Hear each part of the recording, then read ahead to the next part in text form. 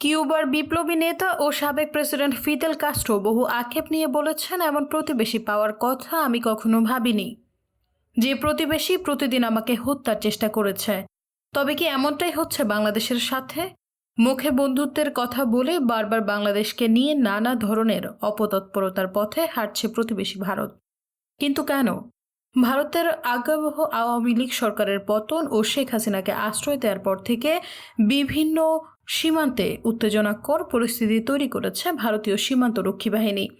আন্তর্জাতিক সীমানা আইন লঙ্ঘন, কাঁটাতারের বেড়ায় কাচের রহস্যজনক বোতল ঝুলানো এবং ফসলের মাঠে আক্রমণের ঘটনাও ঘটছে নিয়মিত বিরতিতে। ভারতীয় সীমান্ত রক্ষী বাহিনী বিএসএফ এর সাথে সমানতালে আক্রমণাত্মক হয়ে উঠেছে দেশটির উগ্রবাদীরাও। সবশেষ শনিবার চাঁপাইনবাবগঞ্জের কিরণগঞ্জ সীমান্তে ফসল ও গাছ কাটা নিয়ে তুমুল উত্তেজনা শুরু হয়।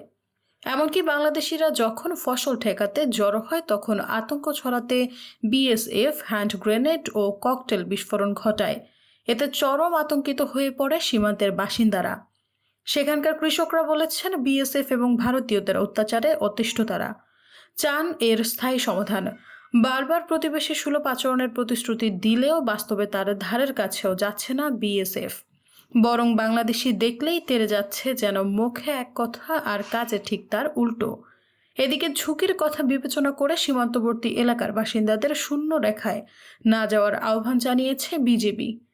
বিশ্লেষকরা বলেছেন, বিভিন্ন অনৈতিক ও অন্যায্য সুবিধা বন্ধ হওয়ায় বাংলাদেশকে অকারণে অস্থিতিশীল করতে চায় ভারত। তবে যত দ্রুত তারা এ ধরনের আস্ফালন দেখানো বন্ধ করবে, তত দ্রুত দুই দেশের মধ্যকার উত্তেজনা শেষ হবে।